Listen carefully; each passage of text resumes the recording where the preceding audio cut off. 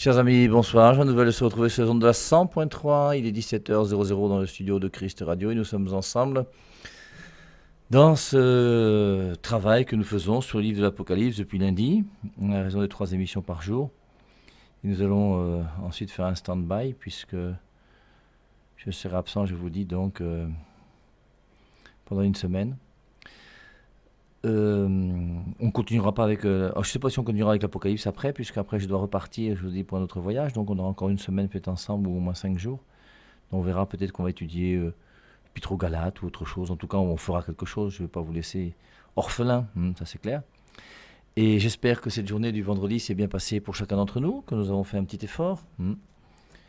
Et ces petits efforts de chaque vendredi sont des efforts que moi je trouve très très importants. C'est important. Et alors même si on n'a pas réussi, même si on n'a pas réussi à faire l'effort qu'on devait faire, bien c'est pas grave.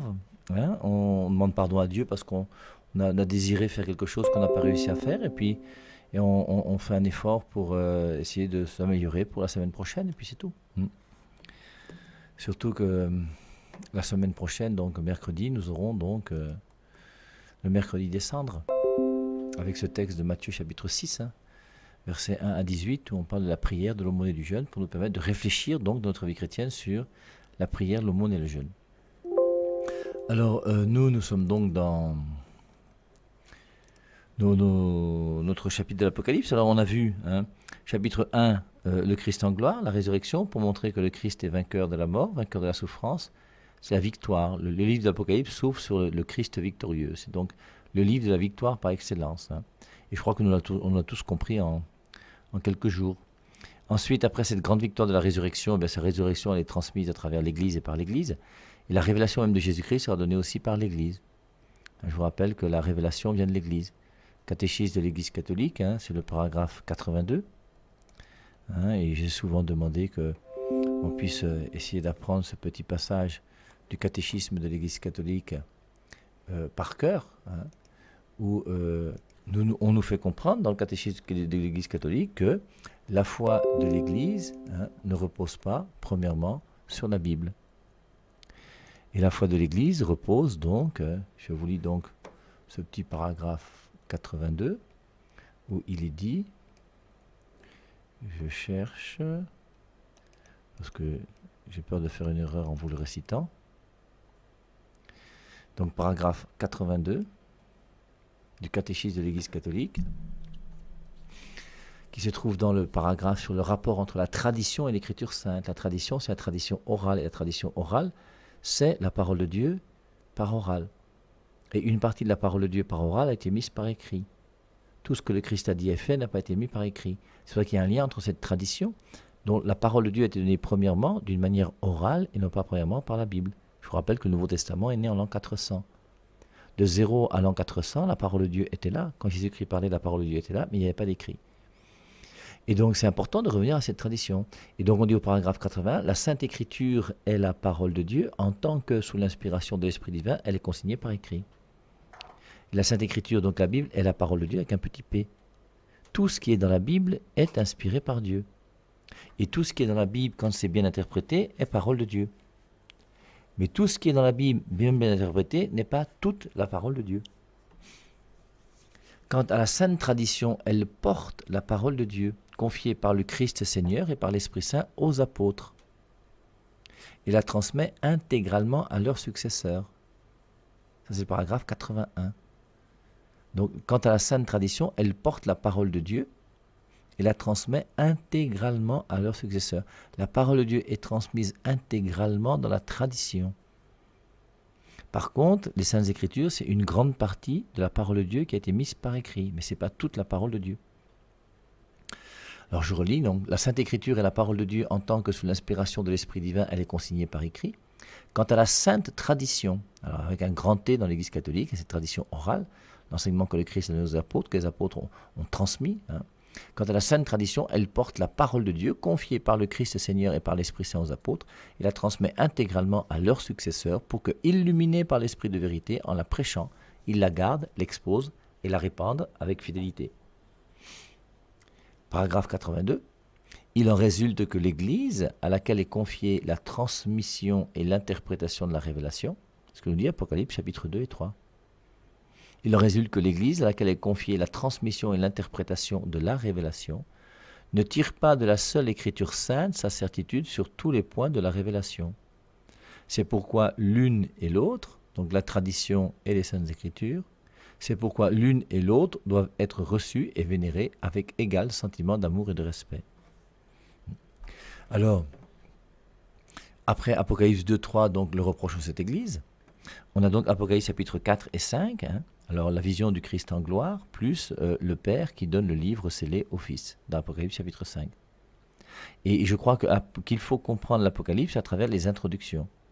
Et l'introduction au sceau est importante, comme l'introduction aux trompettes est importante, comme l'introduction aussi aux 3 signes, puisque c'est après le 3e signe que va s'ouvrir les 7 trompettes. Et donc il y a un passage, un intermède, un interlude avec les 3 signes. On passe de 7, 7, 3 et on retourne à 7. Alors, donc Apocalypse 2, 3, reproche aux églises. 4, 5, la vision du trône céleste, donc le plan de Dieu sur l'homme et sur la femme, avec l'alliance avec l'Ancien Testament et le Nouveau Testament. L'agneau qui vient, donc tout est présent. Le Christ qui est mort et ressuscité pour nous. L'agneau, c'est celui qui meurt pour nous. C'est le mystère de la rédemption. Et c'est Jésus-Christ dans son mystère de rédemption qui va donc ouvrir le livre scellé. Et ce livre scellé va être ouvert dans Apocalypse chapitre 6. Alors on a vu que les 7 sceaux vont s'ouvrir premièrement sur 4 chevaux. Le 5e sceau, c'est les âmes des justes qui sont sous le trône. Le 6e jour, c'est le jour de la colère de Dieu. Et ensuite, il y a un intermède, un interlude, Apocalypse chapitre 7, où on parle des 144 000. Et ensuite, on reprend le 7e sceau, dans Apocalypse chapitre 8. Alors, on avait réfléchi beaucoup. Moi, j'ai essayé de vous montrer ce matin que je pense sérieusement d'ailleurs, qu'on peut faire un lien, je pense, entre les 4 premiers chevaux et les 11 premiers chapitres de la Genèse. J'avais essayé de vous montrer donc comment le cheval blanc qui s'ouvre sur une voie de tonnerre, ce cheval blanc n'est pas le cheval blanc qui correspond à celui de Jésus-Christ dans Apocalypse 19, 11, mais c'est le cheval blanc qui est pris par Satan parce que Satan veut faire croire qu'il a un cheval blanc comme Jésus. Satan se déguise en faux prophète, en faux apôtre, ce qu'on a vu dans 2 Corinthiens chapitre 11, versets 13 et 14. Et on voit bien donc qu'on a Satan qui va se déguiser en ange de lumière. C'est pour ça que Satan va tout faire pour essayer de montrer qu'il est comme Jésus. Puisque Jésus a un cheval blanc, il va prendre un cheval blanc. Jésus-Christ a une couronne, il prend une couronne. Jésus-Christ va pour vaincre, et lui aussi va pour vaincre. Et quelque part, il essaie d'imiter Jésus. Mais ce qu'il distingue, c'est que lui, il a un arc, alors que Jésus-Christ a une épée. Et c'est pour ça que le petit arc de ce cheval blanc de Apocalypse chapitre 6, le premier sceau, est un petit signe qui montre qu'il y a quelque chose qui n'est pas conforme à ce qui est habituellement dans les Saintes Écritures.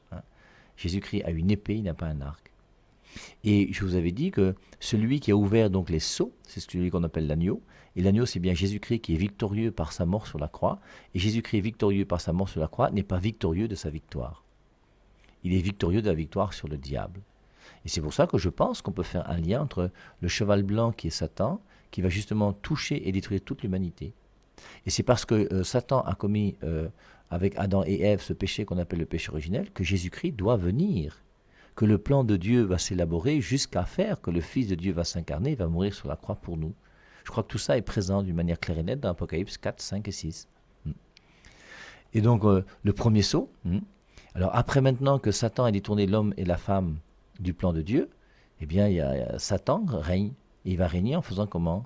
En mettant la haine entre Caïn et Abel. Et Caïn et Abel vont s'entretuer. Et comme par hasard, le deuxième cheval, quand il ouvrit le second sceau, j'entendis le second être vivant dire « Viens », et un autre cheval, rouge-feu, sortit. Celui qui le montait reçut le pouvoir d'ôter la paix de la terre, afin que les hommes s'égorgent les uns les autres, et une grande épée lui fut donnée. Et c'est quand même terrible de voir qu'un homme peut prendre une épée pour tuer son frère. Et ce qui est plus terrible, c'est qu'un homme peut prendre des moyens criminels pour détruire son Dieu. Et l'homme va crucifier Jésus. La pire des choses qui soit. Déjà, tuer son frère, c'est pas bien, tuer son Dieu, c'est encore pire, ça c'est clair. Et on voit donc, quand il ouvrit le second sceau, et je pense qu'on peut faire un lien entre Abel et Caïn. Alors le troisième sceau, moi je vous avais dit, quand il ouvrit le troisième sceau, j'entendais le troisième être vivant dire « Viens », je regardais, voici un cheval noir, celui qui le montait tenait une balance à la main. La balance, c'est la justice. Et là, on est dans l'injustice parce qu'il y a des nourritures qui coûtent très cher, il y a la famine. C'est un seau où les gens meurent de faim. Et nous, on verra donc le seul juste après, après Abel et Caïn. Dieu va vouloir détruire toute la terre parce que l'homme est mauvais. C'est Genèse chapitre 6. Et dans Genèse chapitre 6, il y aura le déluge, parce que Dieu a trouvé un seul juste. Sur la balance, il y a un seul qui était juste. Et le seul qui était juste, c'était Noé. Et Noé et sa femme, ainsi que ses 3 enfants et leurs 3 femmes, et tous les animaux sont montés dans l'arche. On s'est moqué de Noé. Noé, dans sa cour, est en train de faire une arche qui est très grande, alors qu'il n'y a même pas de fleuve qui coule à côté. Les gens se moquaient de lui. Et c'est quand la pluie a commencé à tomber que le déluge est venu, qu'ils ont commencé à supplier Noé, mais il était trop tard.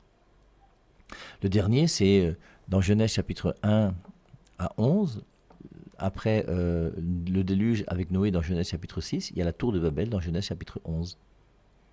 Et on voit comment dans Genèse 1 à 11, donc les 11 premiers récits de la création, après la création 1, il y a le péché originel, et ensuite les 3 conséquences, Abel et Caïn qui s'entretuent, Noé, parce que Dieu va détruire toute la terre parce que les hommes sont mauvais, et ensuite la tour de Babel, c'est l'homme qui lui-même devient suffisamment fort, pensant qu'il n'a plus besoin de Dieu, et qui se construit lui-même une tour pour monter au ciel. Et il pense qu'en mettant sa tour, il pourra lui-même arriver au ciel. C'est la même chose que ce que vous disent les hommes aujourd'hui quand ils vous disent on a vu la fusée, on est parti sur la Lune et on n'a pas découvert Dieu. Et il y a des gens qui vous disent des bêtises pareilles. Quand on va sur Mars, même s'il faut des siècles ou des années pour aller là-bas, rassurez-vous, quitter la Terre pour aller sur Mars, c'est un saut de puce. Hein. Quitter la Terre pour aller sur la Lune, c'est beaucoup pour nous les hommes, mais pour Dieu, c'est rien. Et c'est clair que si tu veux traverser tous les cieux pour rencontrer Dieu, il y a des milliards et des milliards d'années qu'il faut pour aller voir certaines étoiles. Vous comprenez bien que Dieu est encore plus loin que toutes vos étoiles. Là. C'est des dimensions, dès qu'on arrive dans l'éternité, c'est autre chose. Alors le 4e saut, donc, c'est... Alors, et je pense, je vous avais dit que moi, si on regarde ça d'une manière positive, c'est que Satan est venu très bien. Satan, en venant, nous a mis dans la disgrâce. Et maintenant que nous sommes dans la disgrâce à cause du diable, bien Dieu, lui, il nous remet dans la grâce grâce à son Fils. Et la victoire sur le cheval blanc, c'est la grâce de Dieu qui est donnée aux hommes par Jésus-Christ. C'est pour ça que c'est bien l'agneau qui ouvre le sceau. Et ensuite, maintenant, le diable a essayé de mettre en nous ces conséquences du péché, la jalousie avec Abel et Caïn qui s'entretuent. Bien, Jésus-Christ va mettre en nous l'amour, qui fait qu'il n'y aura plus de jalousie, qu'on va aimer son frère. On ne va plus chercher à le tuer, mais on va chercher à faire vivre. Et vivre pour un homme, c'est aimer. Celui qui n'aime pas son frère est un meurtrier. Et nous devons aimer notre frère. Et le premier saut va correspondre à ce que Dieu va enseigner, ce que Jésus-Christ va enseigner par rapport à la charité. 1 Corinthiens 13, l'hymne à la charité, qui est très important pour nous, et non pas continuer à vivre en dehors de la charité. Et il y a un combat pour chacun d'entre nous. Est-ce que moi j'accepte dans ma vie d'être charitable? Est-ce que j'ai un regard sur mes frères et sur mes sœurs qui est un regard de charité? Lorsque Jésus-Christ a regardé la femme adultère, il a dit « Moi non plus, je ne te condamne pas, va et désormais ne pêche plus ». Quel est le regard que nous avons? Est-ce que vraiment nous voulons vivre de l'amour? Ou est-ce que nous nous réjouissons quand quelqu'un commence à tomber et qu'une fois qu'il est tombé, nous aussi on essaye de lui donner un petit coup pour qu'il tombe encore plus bas, surtout s'il ne nous voit pas. Donc c'est la question qu'il faut se poser. Il faudrait qu'on puisse réfléchir à partir du 2e cheval sur vraiment la jalousie. On a vu comment Caïn a été jaloux de Abel. Abel a fait un sacrifice qui a été agréé par Dieu. Et Caïn a vu que Dieu était content du sacrifice d'Abel, mais il n'était pas très content du sacrifice de Caïn. Et comme Caïn a offert un sacrifice avec un mauvais cœur, bien forcément Dieu ne peut pas agréer son sacrifice. Et plutôt que de se convertir pour essayer de faire un sacrifice maintenant meilleur que celui d'Abel, il préfère détruire Abel. Et la jalousie, c'est souvent ça.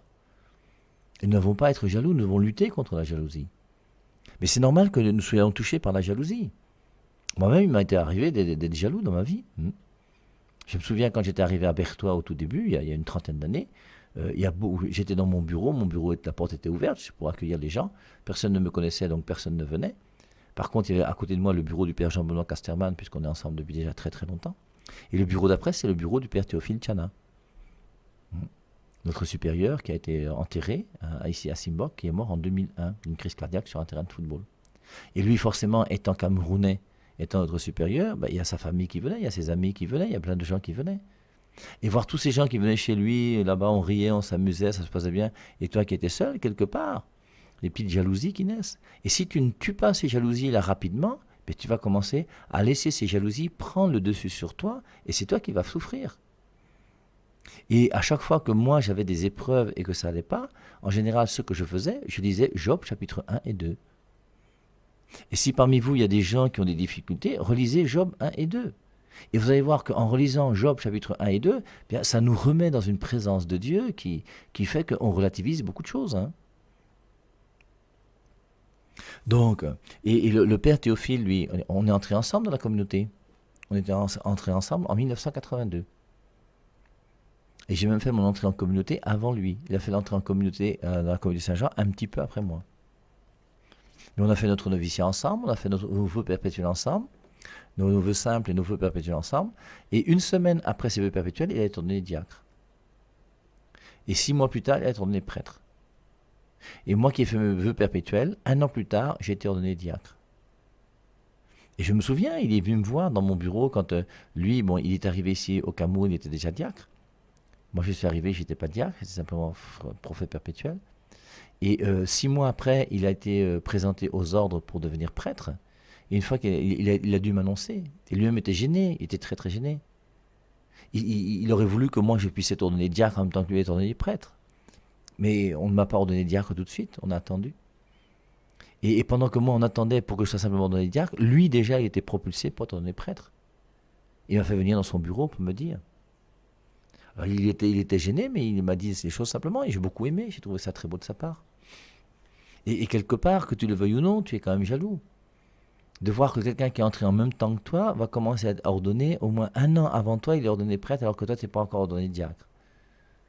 Et dans ta tête, tu te dis, mais quand tu vois le nombre de messes que lui va célébrer en plus, ces messes qui sont si importantes aux yeux de Dieu, et comme par hasard, il est mort en 2001, et depuis 2001, moi, ça fait 19 ans que je célèbre des messes encore tous les jours. Et les voies de Dieu sont impénétrables. Et il faut, dès que tu sens une once de jalousie dans ton cœur, il faut la couper le plus vite possible. Sinon, tu vas commencer à méditer des choses qui vont ne pas t'aider et ça va être terrible. Et je crois que c'est ce que représente c'est ce deuxième cheval. À cause des conséquences du péché originel, eh bien oui, on a des difficultés, on est un peu déglingué. Et on est un peu déglingué par rapport à la jalousie. Ensuite, la jalousie sera par rapport à l'intelligence. L'intelligence, la séduction. Le troisième cheval, c'est par rapport à notre corps. La famine, la nourriture, qui coûte très cher. Et forcément, par rapport à notre corps, il y a le ventre et le bas-ventre. Il y a tout ça qui est présent. Et c'est à nous devons nous sanctifier. C'est Dieu qui veut que nous nous sanctifions. En sanctifiant, c'est notre intelligence, en aimant d'une manière vraie sans être jaloux, en ayant un corps que nous devons utiliser pour la gloire de Dieu, pour faire la volonté du Père. Mon corps ne m'est pas donné pour la fornication. Mon corps ne m'est pas donné pour voler. Mon corps m'est donné pour que je puisse rendre gloire à Dieu et me glorifier moi-même. Hein, en ce sens où je me glorifie quand je fais ce que Dieu me demande de faire. Et réfléchissons alors surtout que le carême va commencer bientôt. Où est-ce que j'en suis par rapport à la jalousie? Où est-ce que j'en suis par rapport à mon corps? Ceux d'entre nous qui ont décidé aujourd'hui de faire un effort sur la nourriture, est-ce que tu as réussi à faire un effort sur la nourriture? Moi, j'ai décidé aujourd'hui de ne pas manger jusqu'au moment de l'émission. Et depuis le matin, j'ai pris mon café, j'ai pris 2 verres d'eau et c'est tout. Je vous le dis parce qu'aujourd'hui j'ai réussi. Quand je ne réussis pas, je ne vous le dis pas. Parce qu'il faut que je vous encourage moi aussi et je vous tire vers le haut. Et quand tu réussis comme ça, toi-même tu es content. Et quand on va prendre des résolutions pour faire notre carême, et si pendant 40 jours on arrive à être fidèle aux résolutions qu'on a prises, et le jour de Pâques sera un jour de joie extraordinaire. Et donc le dernier, c'est l'orgueil. C'est l'homme, c'est la tour de Babel. La tour de Babel, c'est l'homme, c'est la mort et le séjour des morts qui est sur ce cheval, le 4e cheval. Quand il ouvrit le 4e sceau, j'ai entendu la voix du 4e être vivant dire « Viens ». Je regardais et voici un cheval d'une couleur verdâtre. Celui qui le montait se nommait la mort. Et la mort, c'est quoi? C'est l'antichrist, c'est celui qui ne croit pas que Jésus-Christ est Dieu. Et ne pas croire, c'est grave. Ça, c'est la foi. Et donc, en tout cas, je crois que c'est important de comprendre que ces 4 chevaux, il y a donc la grâce de Dieu qui nous est donnée, qui nous purifie de ce que le diable a fait. Donc, on voit dans le premier cheval le péché originel et la victoire de Jésus-Christ qui est l'agneau qui nous donne la grâce. Maintenant, la grâce, c'est pour nous permettre de vivre de la charité, de l'espérance et de la foi. Et c'est à nous maintenant de combattre. Voilà le combat que Dieu a voulu pour chacun d'entre nous. Et ce combat, c'est un combat qui nous est proposé par Dieu. C'est Dieu qui nous a prédestinés en nous donnant la grâce et les 3 vertus théologales, la foi, l'espérance et la charité. Ça ne vient pas de nous.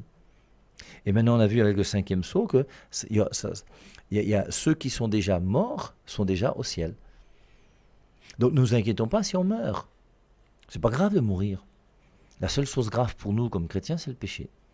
Et donc on a les âmes des justes qui sont sous l'autel. Alors j'insiste parce que dans le 5e sceau, quand il ouvrit le 5e sceau, je vis sous l'autel les âmes de ceux qui avaient été égorgés à cause de la parole de Dieu et du témoignage.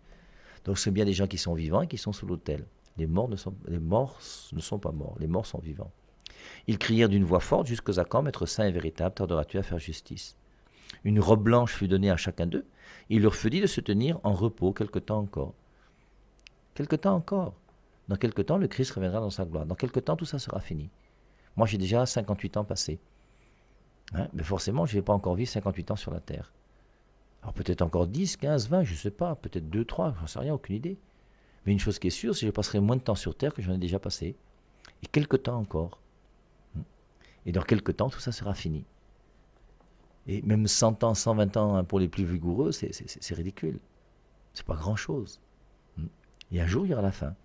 Il y a déjà ceux qui sont déjà morts, une robe blanche fut donnée à chacun d'eux. Et il leur fut dit de se tenir en repos quelque temps encore, jusqu'à ce que soient au complet leurs compagnons de service et leurs frères qui allaient être mis à mort comme eux. L'Apocalypse a été écrit pour les persécuter. Je regardais quand il ouvrit le 6e sceau, il y eut un grand tremblement de terre. Le soleil devint noir comme un sac de crin, la lune entière devint comme du sang, et les étoiles du ciel tombèrent sur la terre. Alors c'est tout ça, ces images un petit peu rocambolesques, je ne sais pas comment il faut dire, qui font de l'Apocalypse un livre. Je regardais quand il ouvrit, il y a eu un grand tremblement de terre. Alors on voit les catastrophes partout. Le soleil devient noir comme un sac de crin. Quand le soleil devient noir, c'est que c'est la nuit, alors que c'est le soleil, c'est le plein jour. C'est bizarre. La lune entière devint comme du sang, et les étoiles du ciel tombèrent sur la terre. Si une étoile tombe sur la terre est détruite. Les étoiles sont infiniment plus grandes que la terre. Tombèrent sur la terre comme lorsqu'un figuier secoué par un grand vent laisse tomber ses figues. Le ciel se retira, tel un livre qu'on roule, et toutes les montagnes et les îles furent écartées de leur place. Les rois de la terre, les grands, les chefs, militaires, les riches, les puissants, tous les esclaves et les hommes libres se cachèrent dans les cavernes et dans les rochers et les montagnes. Il y aura c'est parce que, et il disait, aux montagnes et aux rochers, tombez sur nous et cachez-nous loin de la face de celui qui est assis sur le trône et de la colère de l'agneau. La colère de l'agneau, c'est ça qu'on va trouver dans les coupes. Il y aura un jugement dernier, il y aura un jugement final. Il y aura un jugement qui fait que la colère, que tu le veuilles ou non, chacun d'entre nous, nous avons une conscience qui fait que nous savons que si nous faisons le mal, nous ne faisons pas bien. Et justement, ce jour-là, lorsqu'on va se retrouver face à Dieu, je continue, tombez sur nous et cachez-nous loin de la face de celui qui est assis sur le trône et de la colère de l'agneau, car le grand jour de leur colère est venu, et qui pourrait subsister? Il y aura le jour du retour de Dieu. Et le Christ va revenir dans sa gloire, et ce jour-là, il va juger. Et ceux qui ont mal vécu, forcément, auront peur de la colère de l'agneau. Ceux qui ont bien vécu n'auront pas peur, il n'y a pas de souci. Et après, ces 6 sceaux qui montrent le plan de Dieu, avec le fait que la terre va commencer et la terre va finir. Et qu'il y a un combat sur la terre pour les 4 premiers, et puis il y a une victoire pour ceux qui sont dans le 5e sceau, et 6e sceau qui est la fin du monde, il y aura la fin. Eh bien, on montre que ceux qui vont accepter de vivre selon le plan de Dieu et qui acceptent le mystère de la prédestination sur eux, ils vont se retrouver comme étant victorieux au ciel. Et c'est pour ça que les 144 000 qui sont sur la terre, dans Apocalypse chapitre 7, vont se retrouver à partir du verset 9 dans la grande foule qui sera auprès du trône. Après cela, je vis 4 anges debout aux 4 coins de la terre. Ils retenaient les 4 vents de la terre afin qu'il ne souffle pas de vent sur la terre, ni sur la mer, ni sur aucun arbre. Et je vis un autre ange qui montait du côté du soleil levant et qui tenait le sceau du Dieu vivant. Il cria d'une voix forte aux 4 anges à qui il avait été donné de faire du mal à la terre et à la mer. Ne touchez pas à la terre ni à la mer, ni aux arbres, jusqu'à ce que nous ayons marqué du sceau le front des serviteurs de notre Dieu. Mais on voit comment les forces du mal obéissent à Dieu. Dieu est plus fort que le mal. Et donc il faut marquer du sceau. Et tu as le temps de pouvoir te convertir, de t'engager à suivre Dieu. Et ceux qui sont marqués du sceau, ils sont là. On est protégé par Dieu parce qu'on est marqué du sceau de Dieu. Et j'entendis le nombre de ceux qui avaient été marqués du sceau, 144 000 de toutes les tribus des fils d'Israël. De la tribu de Juda, c'est elle, d'elle qu'est né le Messie, 12 000. Et il va prendre toutes les tribus, Gad, Aser, Nephtali, Manassé, Siméon, Lévi, Isaacar, Zabulon, Joseph, Benjamin. 12 000 de chacune des 12 tribus d'Israël, et comme 12 fois 12 fait 144, 12 fois 12 000 fait 144 000. Alors 144 000 n'est pas un chiffre mathématique. Enfin, c'est un chiffre mathématique, mais ce n'est pas un chiffre matériel, c'est un chiffre symbolique. Et on retrouve, dans Apocalypse chapitre 4, on retrouve 12 et 12. 12 plus 12, les 12 tribus d'Israël plus les 12 apôtres qui donnent 24. Ici, c'est la multiplication, c'est 12 fois 12, 144. Donc c'est tous ceux qui ont été, c'est la multitude, 1000 c'est la multitude. Donc 12 fois 12 fois 1000, 1000 c'est la multitude de tous ceux qui ont été fidèles à l'Ancien Testament et tous ceux qui ont été fidèles au Nouveau Testament. Donc c'est ceux-là qui sont marqués du sceau de Dieu. Après cela, je regardais et voici une grande foule que nul ne pouvait compter. Là, on ne peut plus compter. On a compté ceux qui sont sur terre, ils ont été fidèles à l'enseignement de Yahvé, à l'enseignement de Jésus-Christ. Mais maintenant, au ciel, la grande foule est beaucoup plus grande que les 144 000 qui sont sur la terre. Les 144 000, eux aussi, forcément, ils vont mourir. Et lorsqu'ils vont mourir, puisqu'ils ont été marqués du sceau de Dieu et qu'ils ont été fidèles, ils vont se retrouver dans la grande foule. Mais la grande foule, c'est pour montrer que tous ceux même qui n'ont pas été fidèles à l'Ancienne Alliance et à la Nouvelle Alliance, parce qu'ils ne connaissaient pas l'Ancienne Alliance ni la Nouvelle Alliance, vont se retrouver dans cette grande foule auprès de Dieu. Je vous rappelle qu'on avait vu déjà plus d'une fois que le jour du jugement, Dieu va nous juger sur l'amour. On ne sera pas jugé sur la religion, on ne sera pas jugé sur la vérité, même si la religion est importante. Mais le plus important, ce n'est pas la religion, le plus important, c'est d'aimer Dieu. Et c'est pour ça qu'on est jugé sur l'amour, on n'est pas jugé sur la vérité. Et c'est pour ça que là, on voit ceux qui sont marqués de 144 000, c'est ceux qui sont fidèles à la vérité, enseignée par Yahvé et enseignée par Jésus. Mais ceux qui ne connaissent pas la vérité de Yahvé et de Jésus, forcément, ils seront jugés. Et s'ils ont fait des choses bonnes, comme dit Matthieu 25, 31 et suivant, à ce moment-là, ils seront jugés d'une manière positive. J'ai eu faim, vous m'avez donné à manger. J'ai eu soif, venez les bénis de mon Père dans le royaume des cieux préparé pour vous depuis la fondation du monde. Après cela, je regardais, et voici une grande foule que nul ne pouvait compter, de toute nation, de toute tribu, de tout peuple, de toute langue. Ils se tenaient devant le trône et devant l'agneau, vêtus de robes blanches et des palmes à la main. Et là, on se retrouve au ciel, auprès du trône, avec l'agneau, pas seulement avec le Père, mais aussi avec l'agneau. Ils se tenaient devant le trône et devant l'agneau, vêtus de robes blanches et des palmes à la main, victorieux. Et ils criaient d'une voix forte, « Le salut est à notre Dieu qui est assis sur le trône et à l'agneau. » Et Dieu, c'est bien à la fois le Père et l'agneau. Et tous les anges se tenaient autour du trône, des anciens et des 4 êtres vivants. Ils tombèrent la face contre terre devant le trône et ils adorèrent Dieu, en disant Amen. La louange, la gloire, la sagesse, l'action de grâce, l'honneur, la puissance, la force sont à notre Dieu au siècle des siècles. On a vu qu'il y avait une prière dans Apocalypse chapitre 4, il y a une deuxième prière dans Apocalypse chapitre 5, il y a une troisième prière maintenant dans Apocalypse chapitre 7. Alors l'un des anciens prit la parole et me dit, « Ceux qui sont vêtus de robes blanches, qui sont-ils et d'où sont-ils venus ?» Je lui répondis, « Mon Seigneur, tu le sais. » Et il me dit, « Ce sont ceux qui viennent de la grande tribulation. » Il a fallu passer par le combat, les 4 premiers chevaux. Et c'est ceux qui ont été vainqueurs, ce sont ceux qui viennent de la grande tribulation. Ils ont lavé leurs robes et les ont blanchies dans le sang de l'agneau. Ils ont suivi l'agneau qui a ouvert les sceaux et non pas le mauvais cheval blanc qui est Satan. C'est pourquoi ils sont devant le trône de Dieu et lui rendent un culte jour et nuit dans son temple. Celui qui est assis sur le trône dressera sa tente sur eux. Ils n'auront plus faim, ils n'auront plus soif et le soleil ne les frappera plus. Il n'y a plus de soleil au ciel. Il n'y a plus de nourriture non plus. Il n'y a plus à boire ni à manger.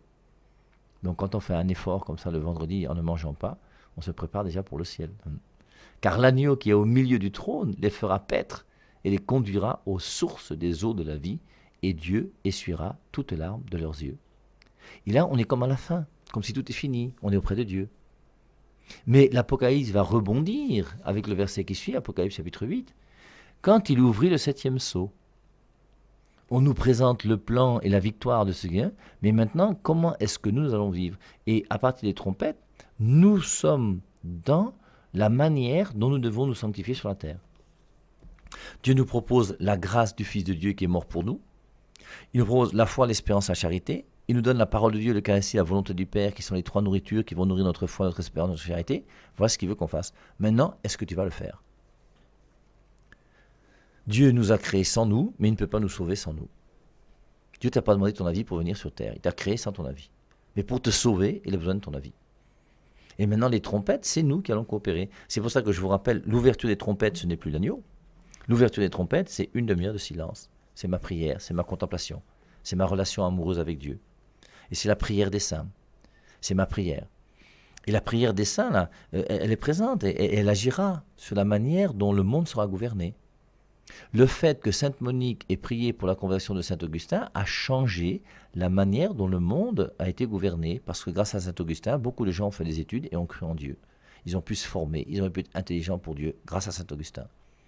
Grâce à la radio, il y a quelques personnes ici à Yaoundé qui se convertissent, qui décident de faire des efforts pour suivre Dieu davantage. Mais rendons grâce à Dieu. Et Dieu a besoin que toi-même, maintenant, tu puisses coopérer. Et les trompettes, maintenant qu'on t'a montré le plan de Dieu, le mystère de la prédestination, il te demande à toi, maintenant aussi, d'apporter ta part. Et dans les trompettes, c'est moi-même qui me prend en charge et qui décide d'accepter d'entrer dans ce plan de Dieu. Je vous rappelle, c'est Romains chapitre 8, verset 29, ceux qu'il a connus d'avance, il les a prédestinés. Romains chapitre 8, verset 30, ceux qu'il a prédestinés, il les a aussi appelés. Prédestiné, c'est les sceaux. Maintenant, les trompettes, il t'appelle. Et maintenant, il faut que toi, tu acceptes de te sanctifier grâce aux trompettes, et tu vas te sanctifier dans un monde qui, malheureusement, à cause du diable, à cause du péché originel, toujours, eh bien, est hostile. Les moustiques vont nous piquer. On va manger des aliments avariés, on va tomber malade. Il y a la grippe qui peut arriver, ou le coronavirus. On peut avoir un cancer, ou une leucémie. On peut avoir un enfant handicapé. On peut avoir un accident de voiture. On peut avoir... Et c'est toutes ces choses-là qui vont être présentées à travers les trompettes. Les 4 premières trompettes, parce qu'on ne verra pas ça maintenant, forcément, les 4 premières trompettes, c'est montrer comment la vie végétative, la première, la vie animale, la deuxième, la vie humaine, la troisième, et la vie spirituelle, théologique et spirituelle, le soleil devient obscur. La lune perd de sa clarté. Et le soleil qui devient obscur, c'est le monde dans lequel nous vivons aujourd'hui qui veut nous faire croire que Jésus-Christ n'existe pas. C'est tous ces gens qui s'opposent à Jésus-Christ. C'est ça, le soleil qui devient obscur. La lumière de Dieu qui est donnée aux hommes devient obscure parce qu'on nous fait croire qu'aujourd'hui, on peut être homosexuel, on nous fait croire que l'avortement est une chose bonne, que la femme est libérée quand elle tue son enfant, on nous fait croire des choses abominables. Et c'est ça. Et puis après, il y a malheur, malheur, malheur, et on arrive dans Apocalypse chapitre 9. Alors après, il faut continuer, Après chapitre 9, alors c'est les 2 trompettes, c'est la 5e et la 6e trompette qui sont très compliquées. C'est très compliqué, mais c'est très beau, il faut lire et relire. Et après Apocalypse chapitre 10, c'est le livre scellé, l'autre livre, pas le livre scellé, le livre qui est donné. Pour vivre les trompettes, tu as besoin d'un livre. Pour vivre les trompettes, tu as besoin des Saintes Écritures. Pour vivre les trompettes, tu as besoin de la parole de Dieu. Et ensuite, Apocalypse chapitre 11, c'est montrer l'évangélisation. Si tu veux être un chrétien fort dans ta vie, il faut que tu puisses parler de Dieu aux autres. Et l'évangélisation est nécessaire. C'est pour ça qu'il y a un sacrement qu'on appelle la confirmation. Et après, donc, Apocalypse chapitre 11, l'évangélisation, on arrive donc dans Apocalypse chapitre 11, la 7e trompette qui va s'ouvrir, et la 7e trompette va s'ouvrir sur, eh bien, justement, les 3 signes. Le grand signe dans le ciel, la femme. Et c'est pour ça que quelque part, vous voyez, le signe va expliquer ce combat qui est le nôtre. Parce que le véritable combat, c'est Satan qui veut lutter contre l'Église. C'est Satan qui veut lutter contre les chrétiens. Et nous sommes, les éléphants se battent et les herbes souffrent, et nous aussi. Et donc on explique et on fait comprendre, donc dans l'ordre des trompettes, il y a un combat, et dans ce combat, forcément, Satan aussi est présent, il a sa place. Premier signe, c'est l'Église, on est victorieux. Deuxième signe, c'est Satan. Et troisième signe va se terminer par les coupes de la colère de Dieu, dans Apocalypse chapitre 15, Apocalypse chapitre 16. On va montrer les coupes de la colère de Dieu pour montrer la colère de Dieu qui va s'abattre sur des hommes qui ne sont pas chrétiens, qui s'opposent à Dieu. Et ils seront punis. Et il y a une colère de Dieu pour ceux qui sont méchants. Et ensuite, dans Apocalypse chapitre 17, si mes sourires sont bons, on va nous montrer qui est la prostituée. Alors, l'Église catholique, c'est Apocalypse chapitre 12, la femme qui est là-bas. La prostituée de Apocalypse chapitre 17, c'est justement la femme du diable. Et la femme du diable, c'est pas l'Église. Jésus-Christ a épousé son Église. Tous ceux qui vous interprètent la Babylone comme étant l'Église catholique, il faut qu'ils nous expliquent comment ils ont fait pour en arriver là, parce que c'est quand même intéressant de voir qu'on arrive à partir de l'Apocalypse chapitre 17 à montrer que l'Église catholique, c'est le diable. Il faut vraiment être très fort. Alors j'aimerais bien avoir tous vos arguments parce que ça m'intéresserait beaucoup. Et donc après Apocalypse chapitre 18, ça va être la chute de Babylone. Apocalypse 19, la victoire avec le cheval blanc. Puis 20, 21, 22, ça va être les 1000 ans et puis la fin de l'Apocalypse. You are my strength when I'm alone. You come to me.